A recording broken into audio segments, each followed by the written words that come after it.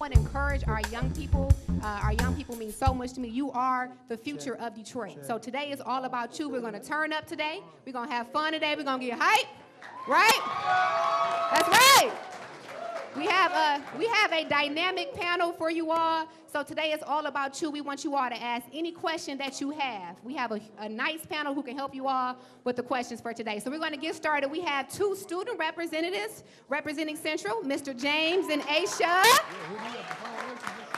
So I'm going to turn it over to Mr. James, who is going to introduce our principal. So go right ahead, Mr. James.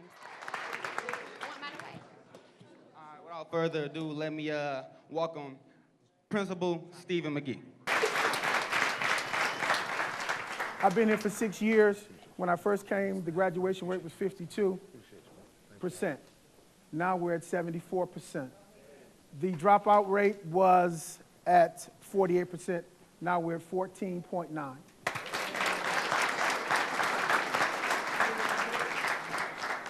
ACT score was 11.38, and we're at closer to 15 now. So we are continually progressing and moving forward. I'm going to kind of step out of the way because I really want this to be about you. It's not about me. They didn't come here for Mr. McGee today. I promise you. Two student representatives here, Miss Aisha and Mr. James. If you have questions, just raise your hand. Don't jump out and blurt any questions. Just raise your hand. They will come over to you with the microphone, and you can ask any question or comment that you have, okay?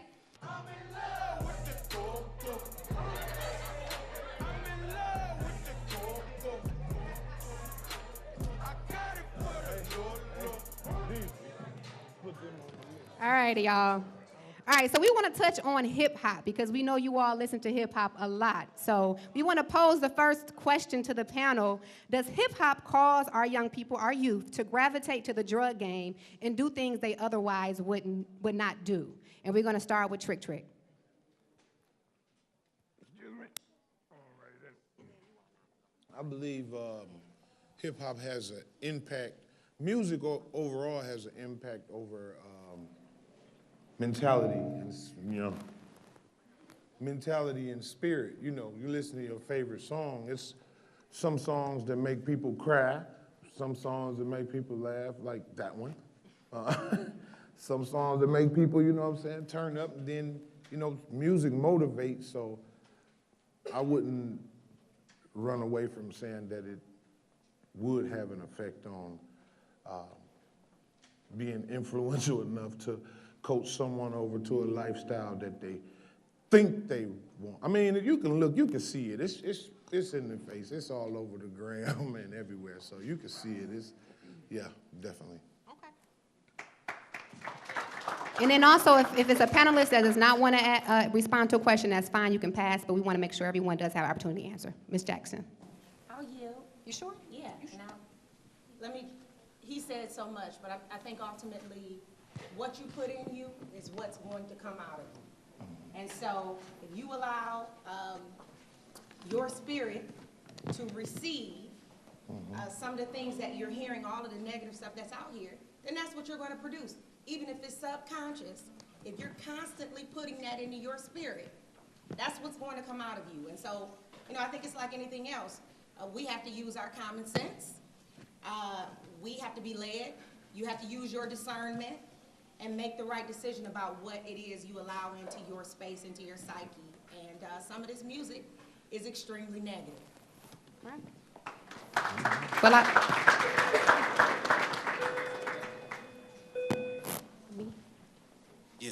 not to take the responsibility off of the music, but I grew up on hip hop. And when I grew up listening to hip hop music, the artists were saying what they were living, right? So it's not like they heard a song about being a gangster or selling crack or whatever, and then they started doing it and rapping about it. They were rapping about what their parents were doing, what was going on in their schools or their churches or their neighborhood or community. So I think the music has a role, but that's too easy, right? I heard it in the song, so I did it. That's just a little too easy. I saw a video, so I started stripping. That's just a little too easy. It's just a little too easy, right? I think the real deal is this.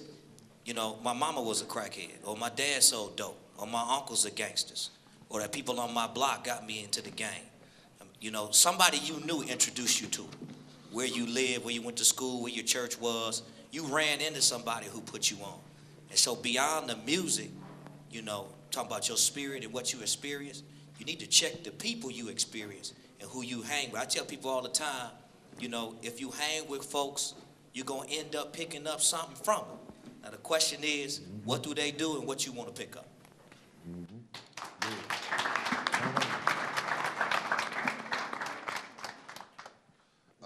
I'm asked this question a lot, and more than half the time when I'm asked this question, my mind goes into two different directions. First, my mind goes into thinking that from things I have seen from hip-hop music and certain things that are said, I have seen actions where I know that the music caused those things to happen, such as even my record. At a time when I recorded the record in my hood, the city was at a very major beef at that time. It was a big east side, west side beef, and people were losing their lives and everything. So when I made the song In My Hood, I made the record to bring every neighborhood together. So when I have been out and I've performed and I've seen crowds get into fights and certain things have happened, I looked at myself and I questioned it. But I also remember that Jay-Z said something that was very important. He said, Scarface the movie did more than Scarface the rapper to me. So saying that is like, do we judge movies and films the same way we judge hip-hop? Right. Because we let our kids see all kind of movies. I'll take my son to see a Terminator movie. Terminator killed 45 people in a movie. Does that mean my son is gonna get up and go get a gun and go kill 45 people? I don't think so. So I think it's all about, you know, we can enjoy the music, but such as the pastor said, you have to be smart enough to have your own knowledge and know what to do and what not to do. I don't think music should be held accountable for anyone's actions, nor should a movie.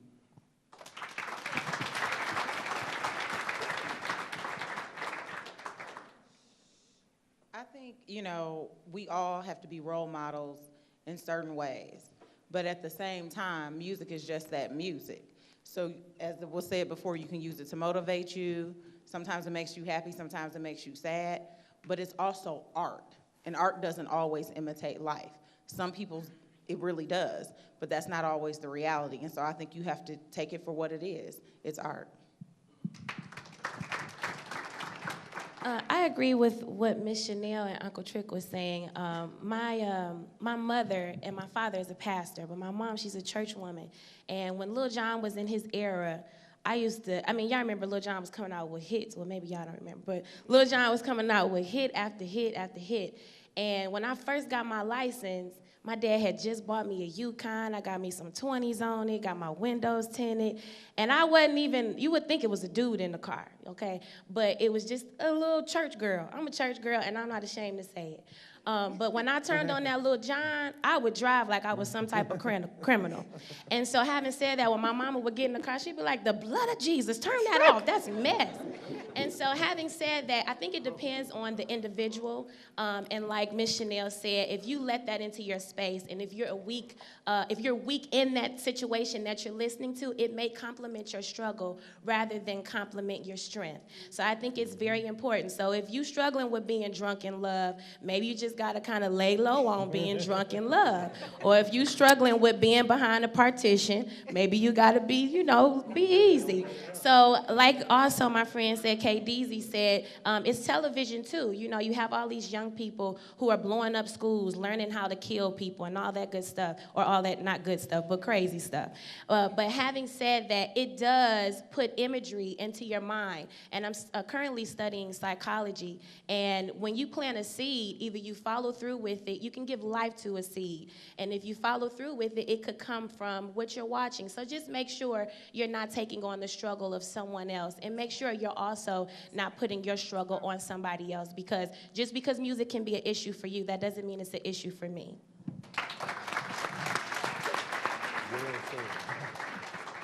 I'll say that those are all really good comments. And like Chanel said, what you do put in, it will come out at some level. It may not be as overt or blatant, but at some level it's going to come out. Some things are subliminal, and then some things are a little bit more. So I really don't like to blame music, because music is one thing, but in a whole 24 hours of a day, you're going to hear music, you're going to see movies. It's the bus driver that was cursing at somebody. You saw the news, 3 people got shot. You walked down the street, you saw something crazy. It's stuff around us all the time that music is a little portion of it. So as the pastor said, we have to watch our people that are around us. More importantly, it's not necessarily the music, it's who we look up to.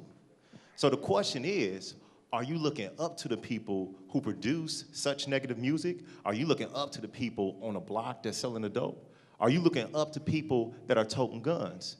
Or are you looking up to people, such as these great people here on this panel, that are doing some great things in life? So it's a matter of making sure that you're looking up to the right people.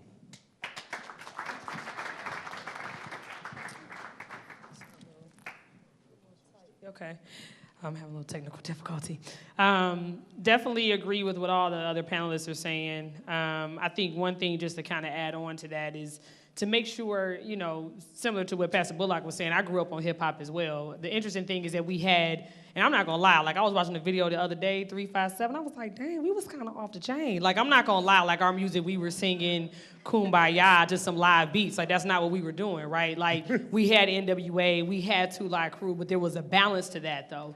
We also had, you know, Brand Nubians, De La Soul. I mean, we still had a X-Clan, the Consciousness. I mean, we still had a mix in that. And so the challenge is really for us to be able to have a diverse palette of music, because music is a beautiful thing. It can motivate you. It can make, I mean, you can have a day when your boo done made you mad. You can listen to something that you like, yep, I need that. Like that new Jill Scott that just came out. Jill hit my heart right here. So music can motivate you. It can also have you do some crazy things. So what can you do to make sure that you're putting things in your system that makes you think in a different way? On top of the fact, we still got to be conscious of the music that is going out. Like that song, In Love with the Coco, I hate that song. I hate it with a passion. I hate it because of crack cocaine is what has killed our community, right? And here we are is bumping like I hate that song. And when I have young people who I've seen that their mothers are struggling from crack cocaine and they jam into it, that's a problem, y'all. So just be mindful of what you are putting out there, what is out there, and what you bumping your head to, because people looking at you while you bumping that. So be mindful of that.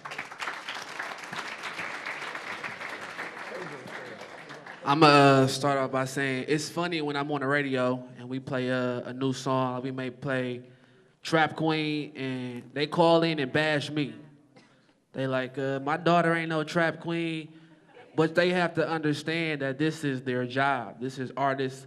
Just like if you're a doctor, if you're a nurse, your job is to help people out. When you're making music, their job is to make music, no matter what it is, no matter what to say. And that's why I say I feel like it starts in the homes, because they have to know the difference between entertainment and business. Just like if Wiz is talking about smoking, Wiz is getting paid to smoke. If somebody is doing this, they're getting paid to drink this type of liquor, this lean. And for the youth, y'all have to realize that y'all not getting paid to do it. If y'all just doing it, y'all just doing it. Like everybody, I'm just being truthful. Everybody has that one friend, maybe in high school, that all they do is smoke all day. They wake up, they smoke. The second day, they smoke. Next week, they smoke. A year from now, what they gonna be doing? Smoking. My point exactly. All right, y'all. So for the next round, what we're gonna do is, we're gonna move to that 1 second. We're going to just allow 3 people. You can raise your hand if you want to answer the question, because it will take too long for everyone to go down. So DJ, Gifted, hit it. Damn.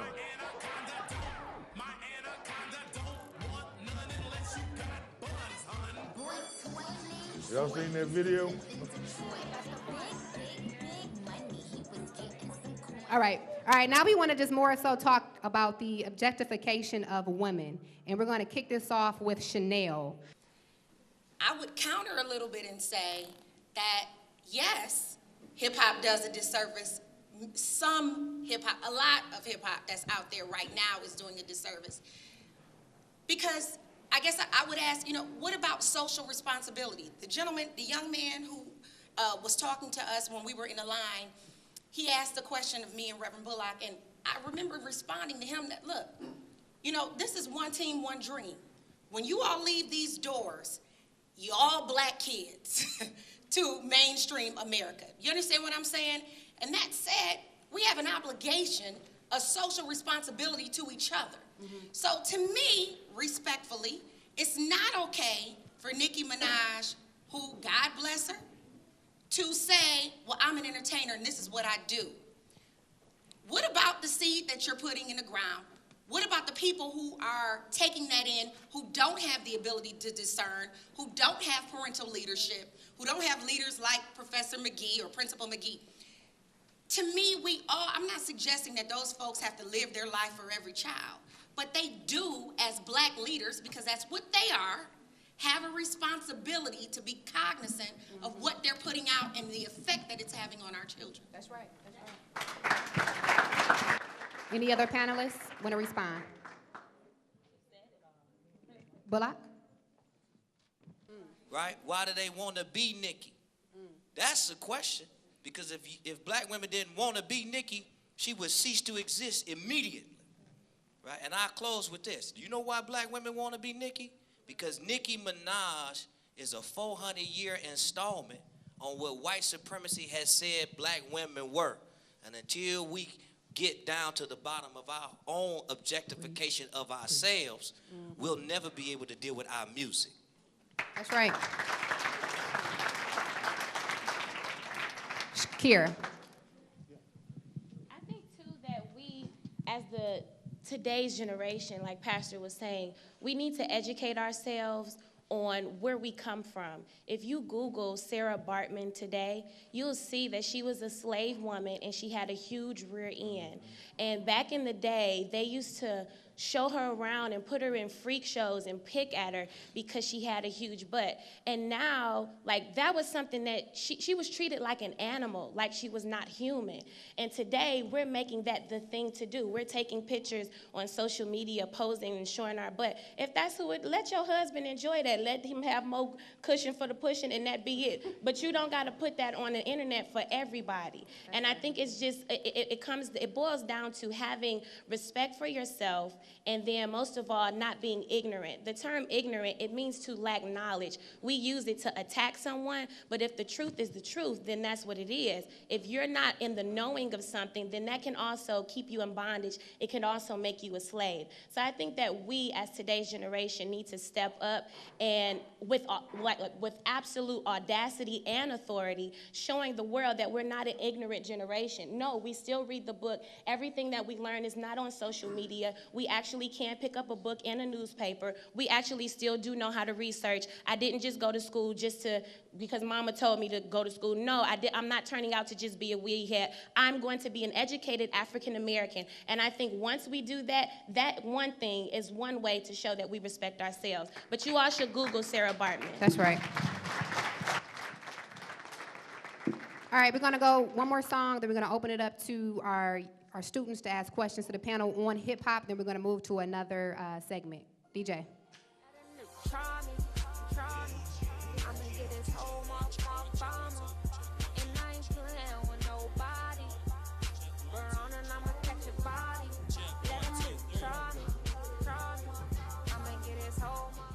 All right, so we want to take that leading into violence, and let's let Sean touch on this one. Do you think the glorification of violence in music increases the tendency for young African Americans to resolve their differences in a violent manner?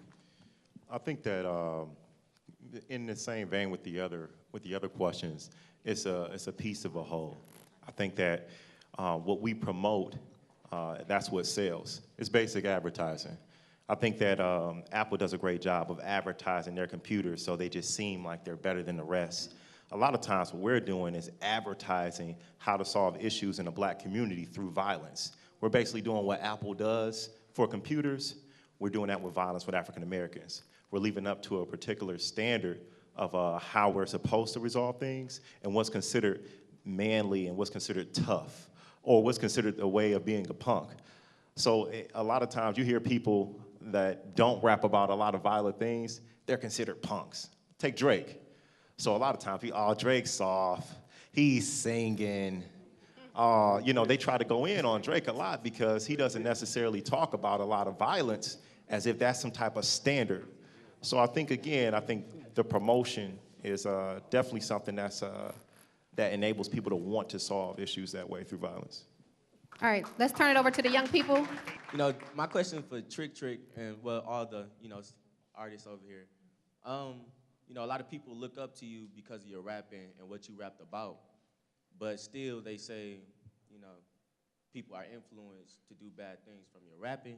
So do you think that will it be an upcoming album, but for you to be talking about how you doing good now, how the good things that you are doing for Detroit, You got a singer right there. I mean, my first time seeing her, I think, was at the Kellogg's competition. You ever did a Kellogg's competition? Yeah, you got a singer right there. Y'all could do an album. You think? So are you asking him to do a positive Yeah, song? a positive, Trick, album. you want a positive?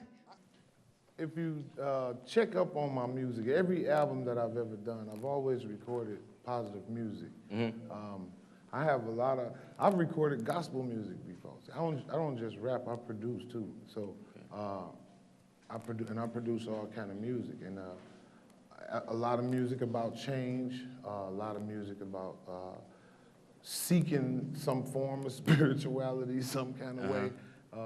But see, that ain't the record that I'm gonna take to DJ BJ, because DJ BJ ain't gonna play that, And if I'm trying to sell some records, I'm gonna take him the record I think he wanna play. Well, in my past, I would take him the record that I think he would wanna play. Now, that's my nephew, I love him, but he know I don't care nothing about no radio, so I'm gonna make it how I wanna make it now. So, you're right, it is a chance that in my, matter of fact, it's not a chance, it is, because the album I'm working on now is about respect.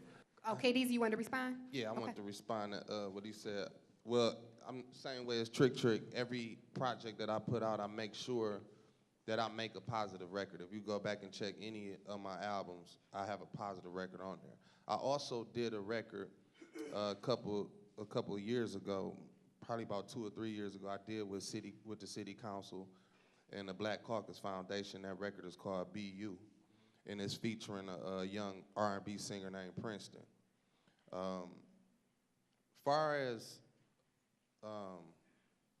like I had said before, for me it's a tricky situation when we kind of had this kind of conversation, because even myself, I grew up on Joy Road. My family is from this whole neighborhood. My grandmother, everybody still live over here right now. And for me coming up, I came up in the streets. And some years ago, I was the guy that when I came around, you would want to go the other way. So I'm saying that to say that music for me has changed my life, period. Getting into the music game and seeing some success and traveling and seeing that it's a bigger picture, those things changed my life. I'm a totally different guy than I used to be. You understand what I'm saying? So for me, it's difficult when we had these kind of conversations, because not only did music change my life, my homies is here with me. They ain't in the streets. You see what I'm saying? So for me, it's a very difficult situation, because some of those negative things have turned into a positivity on this side. So I was asking, like, the recording artists, do you think your music is helping or tearing down Detroit youth? Again, for me, like I say, the record in my hood, like literally, when I wrote that record, I was trying to bring people that were separated together, but on the hood note, because that's what I was. I'm from the hood. So when I made that record, I was bringing everyone together. So even me, I had chills up my spine before being on stage and seeing 20,000 people going crazy for me. I mean, they going nuts, and they not even thinking at that point in time when my record is on, they all slapping and high-fiving each other, and they all from different neighborhoods. So for me, that's why I say, like, for me, it's different because I see something different. I look at it and say, just like now, my crew is together. I got friends that's from the east side. I had a party last night on the east side. Do you know a couple of years ago, if I would have tried to have a party on the east side, they would have did something to me. So therefore, what I'm saying is, that's a hard question because I feel like my music has brought people together. You see what I'm saying? It used to be a time, y'all, like now y'all don't understand it because it's cool for y'all now. But some years ago when y'all all were children, you talking about east side and west side beefing for real? It was going down out there. And it wasn't until after Wipeout and Blade Icewood, which is my brother, lost their lives, that I said to myself, I need to make a record to try to bring us all back together, and I succeeded. So for me, I look at it like I bring it together. All right. We want to move now to police brutality. Now, how many of you all have heard of, and I'm sure you all heard of, Trayvon Martin, Eric Gardner, Michael Brown? All right, we want to touch on that, and we're going to kick this off with Summer. Summer Woods, can you talk about what you think happened in the case of Michael Brown and Eric Gardner and the message that it sends to our young, our black youth? The lack of charges. That's a loaded question. All of them are going to be loaded, you all. I know, right? I'm like, dang, that's complex. You know, I think it's tough. I mean, it's tough for a couple of reasons. One, police brutality is real in our neighborhoods, in our communities, and not to negate those at all because it is real. I think, you know, unfortunately what happens in a lot of these cases, especially when you're talking about these three cases that are so highly, there's so many other cases too, right? Like Renisha McBride, I mean, there's so many other cases, and when you look at the root of it, a lot of it comes down to some of the things of how people perceive us as people of color. Something historically for the last 400 something years that we've been battling as people of color and people's perception of the black man and what the black man represents or what the black woman represents, but especially in terms of our black men, that people still have these perceptions. Sometimes it's from music, sometimes it's from TV, all these different images that are portrayed that sometimes people that don't look like the majority of us, they're not used to being exposed to us. And so what happens in that is that it still continues to perpetuate people's sense of insecurities, which then that sense of insecurity is how you have these things that happen. It's a sense of power. And it's not just white on black. I mean, you have black police brutality on black. I mean, it is a situation that I think that we still have to continue. The disconnect for me sometimes, though, is that I'm not sure if you all understand how important those cases are. I'm not sure that you all don't understand the idea of systemic racism and the things in which that is. And when we say systemic racism and people say, why we gotta talk about slavery? Why we gotta talk? Because all of those things play a role into the secular issues within our community in terms of education. It's reasons why our education system is messed up. It's reasons why we have the projects. There's reason why transportation is messed up. A lot of those are systemic racism that exists, and we ignore those and don't think those are important. So I challenge all of you that you should understand what that is. You should look at how you are perceived, how you carry how you carry yourself. All of those things play a role, but it is something that we have to address holistically. But again, it's a little bit more bigger than just what we see on TV. Police often don't live in the communities that they are policing.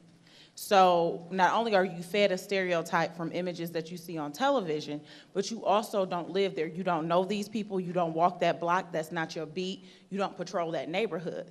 And so that creates a sense of unknown, and it creates fear. And so at the same time, we also have to be cognizant that we're all human beings. And it's very, very important, like Summer said, you have to carry yourself in a manner that is respectful. You also have to know your history.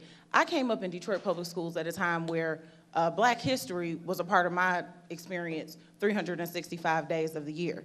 I knew where I came from. I knew, the things that our culture had contributed to making America a great place. And right now, I don't think we value our heritage as much, and then mainstream America doesn't value our heritage. So with that being said, police brutality is real, and because police do not stay in the communities oftentimes, they don't know you. They don't know you.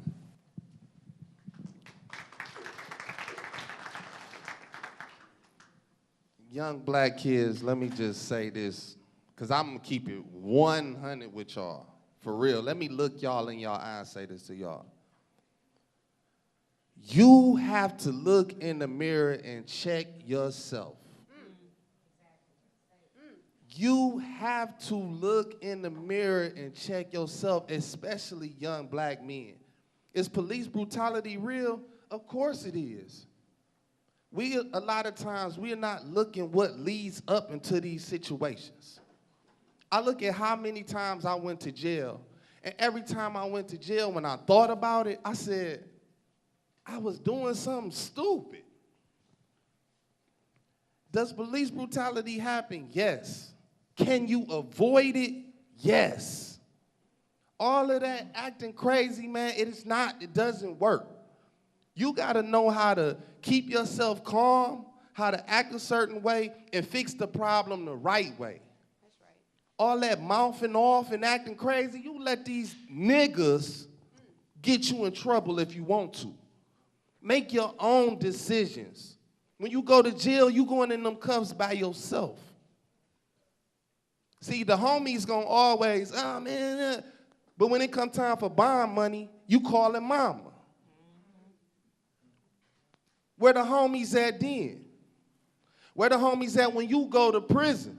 The homies with you smoking every day when you go to prison, see how many of them will send you some money. See how many of them will go and check on your mama. So what I'm saying to y'all is, even everything we talking about, it's time for us to start checking ourselves. You decide whether you want to live or whether you want to die. You decide if you want to be successful or you want to be a bum. We can't blame police. We can't blame yourself. The only blame is you. You decide what you want to do.